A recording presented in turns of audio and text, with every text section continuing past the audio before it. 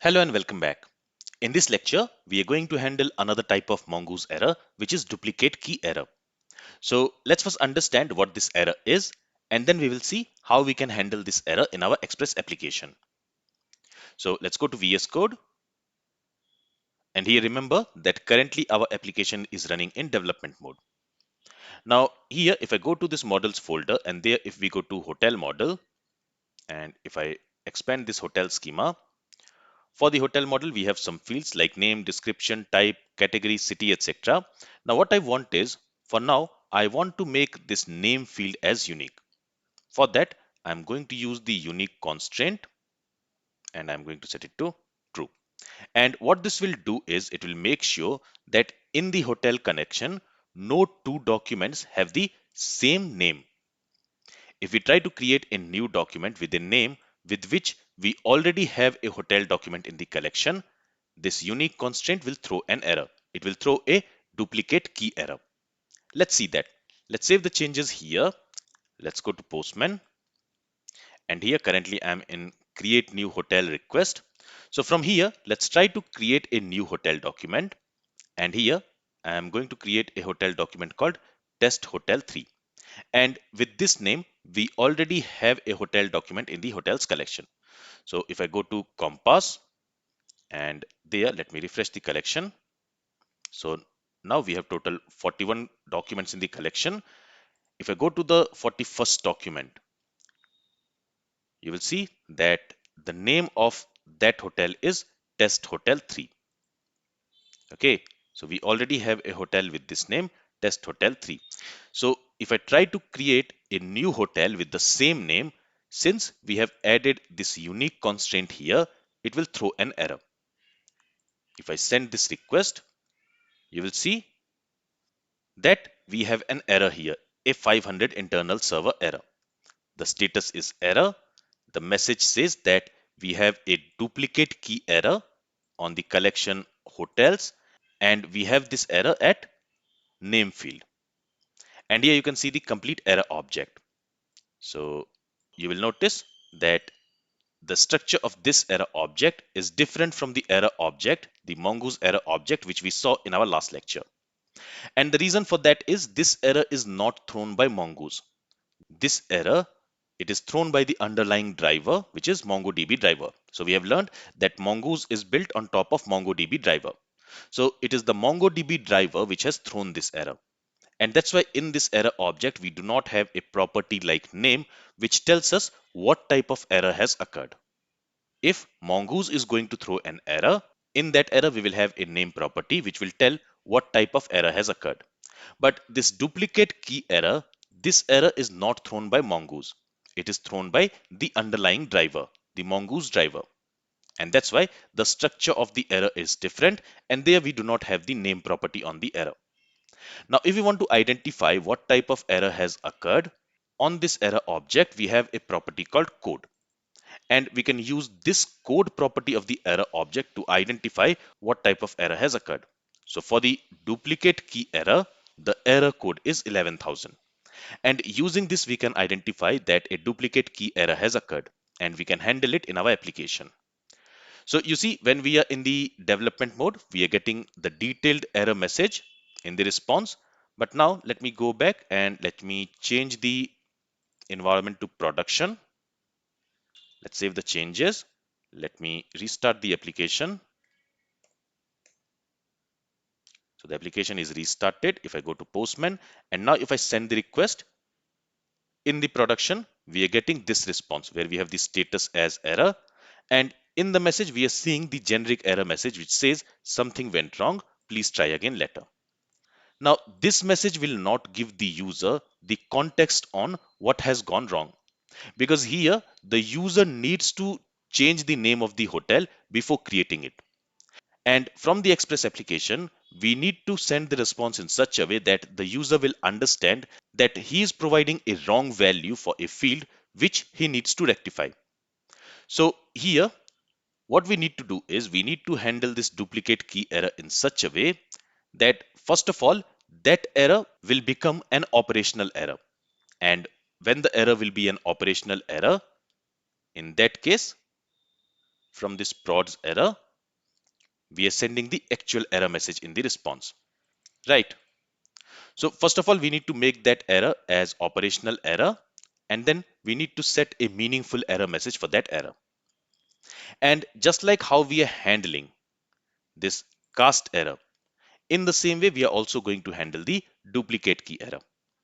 But for the duplicate key error, we are not going to have a name property on the error object. So we are going to make use of the error code. So here I'll say error.code if it is equal to 11,000. So that is the error code for the duplicate key error. Okay, we are now running in production mode, so I cannot see that. But what I'm going to do is I'm going to change the environment to development, because I also need other properties from the error object which I want to use in my error handling function. So I'll change it to development and I'll restart the process. Okay, the application has restarted. Let's go to Postman. Let me send this request again. And now we have the detailed error. So there you will see that the error code, it is 11,000, which is for duplicate key error. So that's what I'm using here in the code. Okay, and from here we are going to call a function, and I'm going to call that function as duplicate key handler. Okay, and to this function we are going to pass the error object. All right, and now let's go and let's create this duplicate key function. So here, after this handle cast error, I'm going to create another function called duplicate key handler. This function is also going to receive the error object. Okay, here first I'm going to create a variable. I'll call it as error message.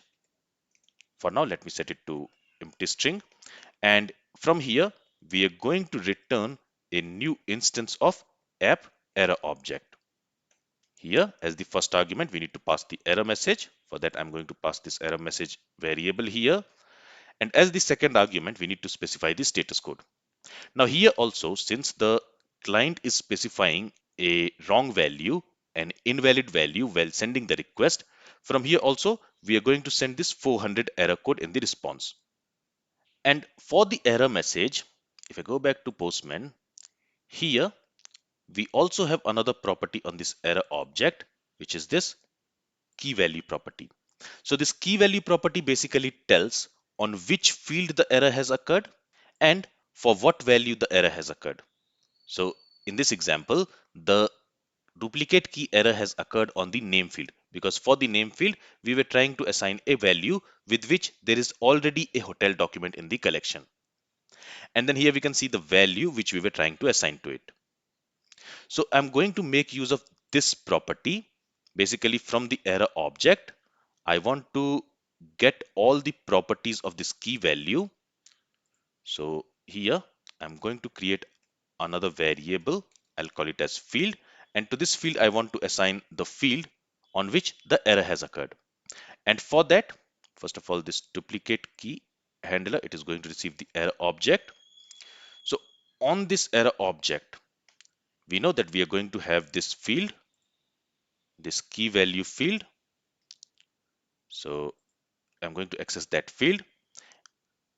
And actually here I'm going to use a method, a built-in JavaScript method, which is Object.keys.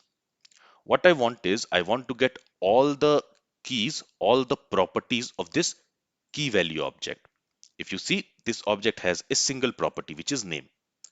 So this keys method here, it is going to return us an array.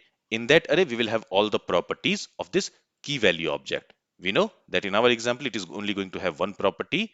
So I'm going to extract that property, and that will be at 0th index. So in this way, we are getting the field on which the error has occurred. And then I also want to get the value for which the error has occurred. So here to get the value, we can say error dot key value, and to that we are going to pass the field name as the key, and this will return us the value for that field. Now here I'm doing it in this way because this duplicate key handler function will be called whenever a duplicate key error occurs on any model. Currently we are trying to understand this duplicate key error with hotels collection. But if you remember, in the users model also we have a field called email, and this field is also set as unique. So here also, when a client tries to create a new user with an email with which there is already a user which exists in the users collection, at that time also the duplicate key error will be thrown. And that error will also get handled with this same duplicate key handler function. And that's why instead of hard coding anything here, I'm trying to get the values from the error object, like the field name on which the error has occurred. In case of email field, here this will be email and it will store the value which is passed for that email field. Okay, so here since we are going to use this function as a generic function for handling any duplicate key error, that's why I'm not hard coding any value here. And here I'm trying to get all the information which we can get from the error object. Here I have got the field for which the duplicate value was passed and the duplicate value itself. And now I can create a message here, and here I can say, let me actually use backticks here. So here I'll say the field, and to use the field name, here I'm going to use the template literal syntax, and there I will use this field variable, and I have wrapped it within single quotes. Okay, so the field with value, and then let me also specify the value here. So again for that I'm going to use template literal syntax, and I'll use this value variable, and I'll say already exist. Or here what I'll do is I'll say a document with, and then the field name and value already exist. So here the message will be a document with field, then the field name and value already exist. Let's see this. Okay, so this is my duplicate error handler function, and from here I'm returning an instance of this app error class. All right, so here I'm going to receive that instance. Again, I'm going to assign it back to the app error, to this variable. And finally, we are passing that variable to prod errors function. With this, if I save the changes, currently we are in the development mode. So in the development mode, we will not see much difference. If I try to create a hotel with a duplicate name, we are still going to get this 500 internal server error. But now, if I change the mode to production, if I save the changes, let's also restart our application. So now our application is running in production mode. So now if I go to Postman and if I send the request, we should get a user-friendly message. You see, the status code is 400 bad request, and the message is a document with field name and value test hotel 3 already exist. And I have a spelling mistake here which I'll rectify in a bit. But you see, now in the production environment we are getting a user-friendly message for the user, and it clearly tells what has gone wrong. Okay, so here it should be a document with field and then the field name. So in this way, now we are also able to handle the duplicate key error. And for that, we are using the error code to identify that we have a duplicate key error. And when we have the duplicate key error, we are simply calling the duplicate key handler function, which is going to create a new app error object. And when we are creating an app error object, it will be set as is operational, because inside this class, we are setting is operational to true. So this duplicate key error, that will also be set as is operational. And then since it is operational, inside this prod errors function, when an error is operational, we are sending the actual error message and also the status of the error.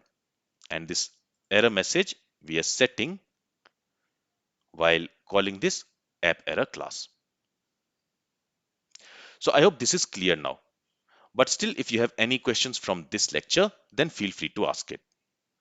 Thank you for listening and have a great day.